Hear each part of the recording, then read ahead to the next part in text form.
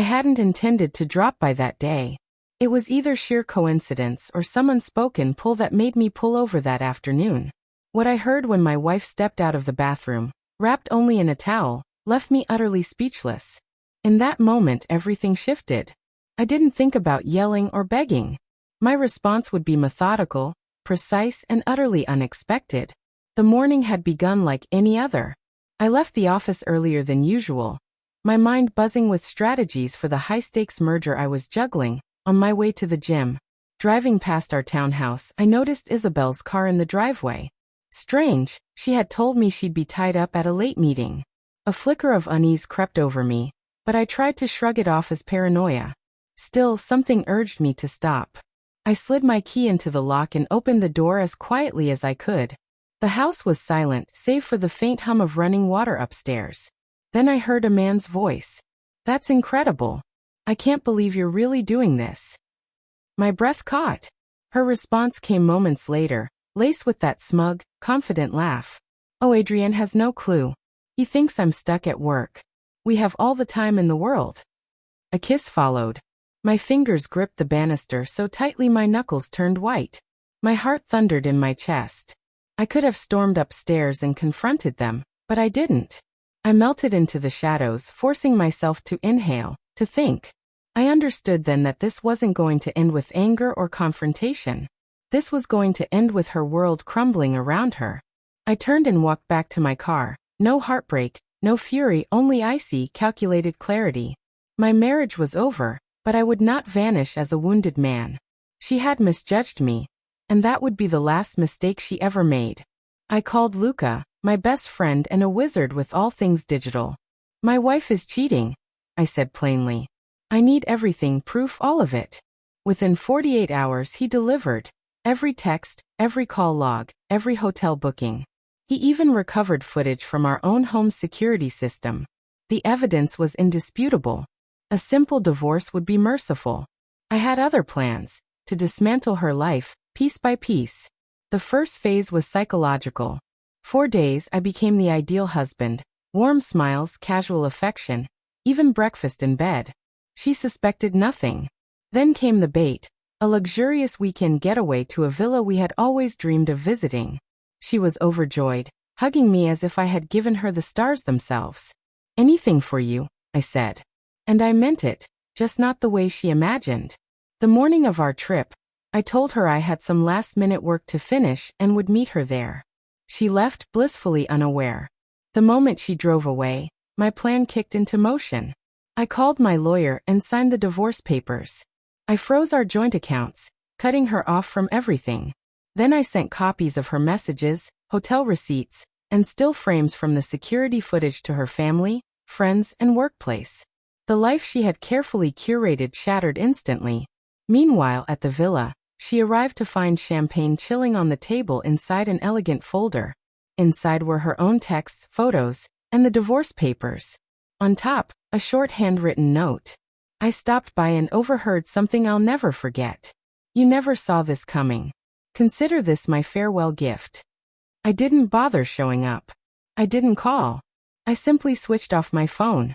I set her phone down and let her sit in that crushing moment. Her world was collapsing exactly as I had intended. She remained seated, stunned, eyes locked on the undeniable proof of her betrayal. Messages, photos, receipts. Everything was laid bare, a meticulous dissection of our marriage. Even then, she didn't fully comprehend the magnitude of what was happening. While she sat frozen, struggling to decide her next move, I was already executing the final phase of my plan. The truth wasn't going to remain hidden. I made certain of that. I forwarded the evidence to her boss, a senior figure in the finance world, ensuring her career would suffer as much as her personal life. I sent it to her parents, who had always believed she could do no wrong. And I sent it to her closest friends, the ones who once told her, "You're so lucky to have Isabel." By evening, my phone was blowing up with calls. I ignored every single one. Her life was unraveling, and I was just warming up. Hours later, I turned my phone back on. The first message was from her. "Eden, please, we need to talk." Then another. "I don't know what's happening. My cards aren't working. Did you do something?" Why is my mom calling me crying? And finally, Eden, what have you done? I smirked and replied with just a few words. Me? You'll find out soon enough. Then I blocked her. When she finally returned home, likely hoping to patch things up, the sight that greeted her drained all color from her face. Suitcases lined the lawn. A moving truck was parked beside them. And standing at the curb, staring at her with sheer disappointment, were her parents. Panic flickered across her face as she ran to them. What's going on? She demanded. Her mother's voice trembled. We saw everything, Isabel. Her father's expression was pure contempt. No daughter of mine, he said coldly. You had a good husband, a good home, a life people envy, and you threw it all away. For what?